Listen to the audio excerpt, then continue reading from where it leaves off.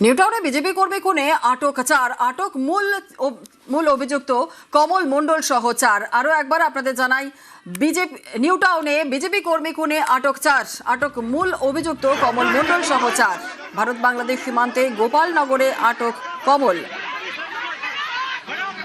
নিউটাউনে BJP কর্মী খুনের অভিযোগ ছিল এবং তৃণমূলের বিজয় মিছিল থেকে হামলার অভিযোগ উঠেছিল। এই ঘটনায় নিউটাউনে বিজেপি কর্মী খুনে আটক 4, আটক মূল অভিযুক্ত কমল মণ্ডল সহ 4।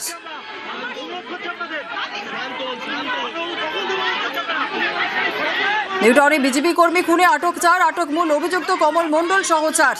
ভারত বাংলাদেশ সীমান্তে গোপালনগর থেকে আটক কমল। অনুপ রয়েছে আরো বিস্তারিত জানাবে। অনুপ, নিউটাউনের বিজেপি কর্মী খুনে ইতিমধ্যেই আটক 4, কমল মণ্ডলকে কোথা থেকে আটক করা হলো কি জানা যাচ্ছে? দেখো, নিউটাউন যে খুনের ঘটনা, বিজেপি কর্মী মধু মণ্ডল, সেই ঘটনা ইতিমধ্যেই কমল মণ্ডল সহ 4 জনকে আটক করা হয়েছে। যে তৃণমূলের বিরুদ্ধে গতকালই অভিযোগ করা হচ্ছিল এবং কমল মণ্ডল তিনি তৃণমূল নেতা, তার বিরুদ্ধে অভিযোগ করা হচ্ছে।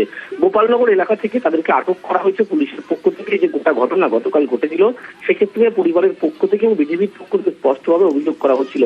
এই অভিযোগের পরবর্তী ক্ষেত্রে ইতিমধ্যেই কমল মণ্ডল তাকে গোপালনগর এলাকা থেকে যেমন আটক করা হয়েছে, তার সঙ্গে আরো সহ 4 জনকে আটক করা হয়েছে। এই যে গোটা ঘটনায় গতকাল যে পরিস্থিতি তৈরি, ধুমধুমার পরিস্থিতি তৈরি হয়েছিল, পুলিশকে লাঠিচার্জ করতে হয়েছিল, কেন্দ্রীয় বাহিনী লাঠিচার্জ করতে হয়েছিল, কিন্তু দেখা গেল পরবর্তী ক্ষেত্রে যে অভিযোগ, সেই অভিযোগের ভিত্তিতে জিজ্ঞাসাবাদের জন্য আটক করা হলো।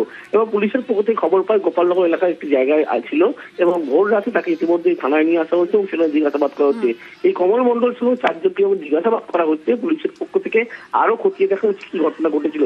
গোটা সিসি ক্যামেরা ফুটেজ লেখা খতিয়ে দেখা হচ্ছে, সেখানে যেখানে মূলত মাধ্যমে যে অভিযোগ করা হচ্ছে সেই অভিযোগ, এবং এখানে এখনো পর্যন্ত লক্ষ্য করা যাচ্ছে এই ঘটনায় আর কেউ যোগসাজশ আছে কিনা, এই বিষয়গুলো জানার জন্য আটক করে এই মুহূর্তে জিজ্ঞাসাবাদ করা হচ্ছে। বেশ, ধন্যবাদ অনুপ। কমল মণ্ডল কাকাকে ফোন করে ঠেট দেয়। কাকা বাড়িতে ছিল, ওনাদের বলতে যায়। এমন সময় প্রায় অনেক লোক এসে নাকি তাড়া করে, বুকি লাথি মারে, মারধর করে, সব কাদাইতে চুপিয়েছে, হসপিটালে নিয়ে যাওয়া হয়েছে। বলছে তোমার কাকা নেই, ডেট।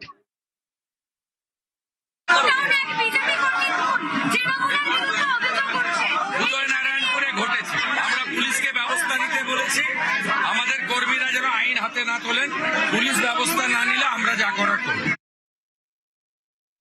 আসানসোলের দিকে নজর রাখতে হচ্ছে, কারণ আসানসোলে তৃণমূল অফিসে আগুন। আসানসোলের কোর্ট মোড়ের ঘটনা, একদল যুবক আগুন লাগায় বলেই অভিযোগ। রাতের অন্ধকারে তৃণমূলের দলীয় কার্যালয়ে আগুন। আসানসোলের কোর্ট মোড়ে তৃণমূলের দলীয় কার্যালয়ে আগুন লাগিয়ে দেয় একদল যুবক। দীপক রয়েছে আরো বিস্তারিত জানাবে। দীপক, কি ঘটনা, কি জানা যাচ্ছে? দীপক, কি জানা যাচ্ছে? গতকাল রাতের অন্ধকারে এই অগ্নিকাণ্ডের ঘটনা ঘটে আসানসোলের দক্ষিণ থানার পাশেই কিন্তু এই কোর্ট রোড অঞ্চল, সেই কোর্ট রোডের তৃণমূলের দলীয় কার্যালয়ে অগ্নিকাণ্ডের ঘটনা ঘটে এবং আগুনের খবর পেয়ে ঘটনাস্থলে ছুটে আসেন আসানসোল উত্তর বিধানসভা কেন্দ্রের বিজেপির জয় প্রার্থী কৃষ্ণেন্দু মুখোপাধ্যায় এবং তিনি পরিষ্কার জানান যে রাতের অন্ধকারে ঘটনা ঘটেছে এবং কেউ দেখেনি। যদি এই ঘটনার সঙ্গে বিজেপির কোনো কর্মী সমর্থকরা জড়িয়ে থাকতে পারে, যে তারা যদি এই আগুন লাগিয়েছে, তাদের বিরুদ্ধে পুলিশকে কড়া ব্যবস্থা নিতে তিনি জানিয়েছেন। এবং পাশাপাশি তৃণমূল কংগ্রেসের পক্ষ থেকে এখনো কোনো রাজনৈতিক দলের বিরুদ্ধে অভিযোগ না করার ফলে কিন্তু পরিষ্কারভাবে কৃষ্ণেন্দু মুখোপাধ্যায় জানিয়ে দিয়েছেন যে যারা এই ঘটনা ঘটিয়েছে তাদের বিরুদ্ধে মোকাবিলা করতে হবে পুলিশকে। ধন্যবাদ। সবচেয়ে দুর্ভাগ্যজনক বিষয় যে এটার তদন্ত হওয়ার খুব দরকার আছে। বিল্ডিং এর যেখানে যতগুলো ক্যামেরা রয়েছে সব ক্যামেরার ফুটেজ আনা হোক, ফুটেজ এনে এইখান থেকে বের করা হোক এই ঘটনাটা কি হয়েছে। কোনো পোস্ট পোল, কোনো ভায়োলেন্স আমরা কোনো টলারেট করব না। আর পরেও যদি এইরকম কিছু হয় তাহলে এই জিনিসটাকে আমরা তদন্ত করে বের করব, এটা কারা করেছে। ঘটনা না দুর্ঘটনা, এটা তো তদন্ত করে দেখবে পুলিশ। 26-এর কুরুক্ষেত্রে গেরুয়া ঝড়, বঙ্গে ফুটল পদ্ম। তৃণমূলের তাবর তাবর নেতাদের হারিয়ে দিলেন বিজেপির তথাকথিত আনকোরা প্রার্থীরা। बंगाल की पावन धरा पर आज एक नया सूर्योदय हुआ है। एक ऐसा सवेरा जिसका इंतजार पीढ़ियों ने किया है। भाजपा ने जितनी सीटें जीती वो महज एक चुनावी आंकड़ा नहीं है, ये उस अड़िग विश्वास की हुंकार है जिसने डर, तुष्टीकरण, और हिंसा की राजनीति को जड़ से उखाड़ फेंका है। বাংলায় পদ্মঝড়ে কুপোকাত ঘাসফুল।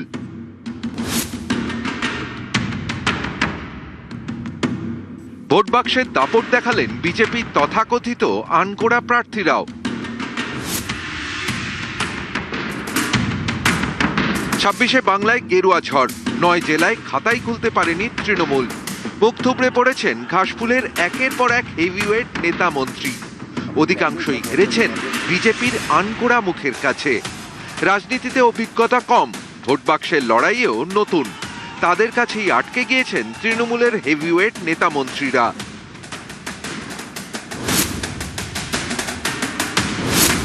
ব্রাত্য বসু 2011 থেকে দমদমের বিধায়ক। শুরু থেকেই একাধিক গুরুত্বপূর্ণ পদ। দমদমে হেভিওয়েট মন্ত্রীকে ব্রাত্য করে দিয়েছেন অরিজিৎ বক্সি। বিজেপি প্রার্থী জিতেছেন 25,273 ভোটের ব্যবধানে। অ্যাকচুয়ালি ওনাকে হারাবে এটা দমদম প্রথম থেকে ডিসাইড করে নিয়েছিল। আমি তো বারে বারে বলছি উনি হেভিওয়েট ছিলেন না। চটি চাটায় প্রার্থ বসু হেভিওয়েট ছিলেন, মানুষের কাছে তো উনি কোনোদিন হেভিওয়েট ছিলেন না। কারণ উনি দমদমের মানুষের বিপদে আপদে, জমা জলের সমস্যায়, ইলেকট্রিকিউশনের সমস্যায় কোনোদিন পাশে দাঁড়াননি। 26,000-এর কাছে ভোটে হেরেছেন, কোনো হেভিওয়েট নেতা হারে। বিধাননগরে হেরেছেন সুজিত বসু।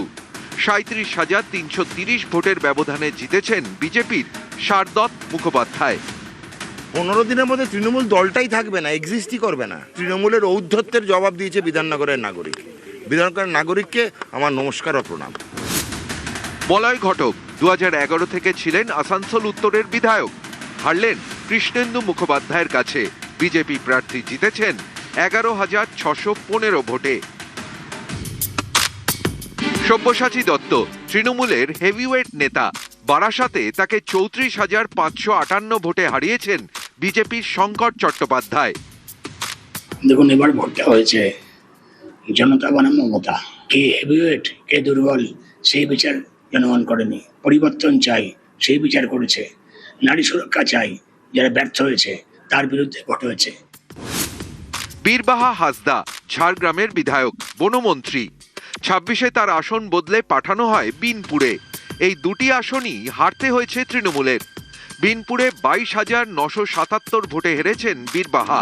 পদ্ম ফুটিয়েছেন প্রণত টুডু।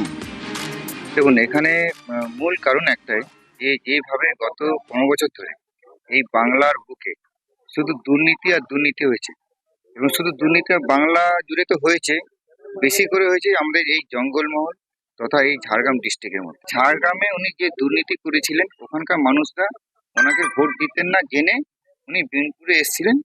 ব্যাপারটা বিনপুরের মানুষ জেনে গেছিলেন, তাই জন্য আর ওনাকে ভোট দেননি। নিউজ 18 বাংলা।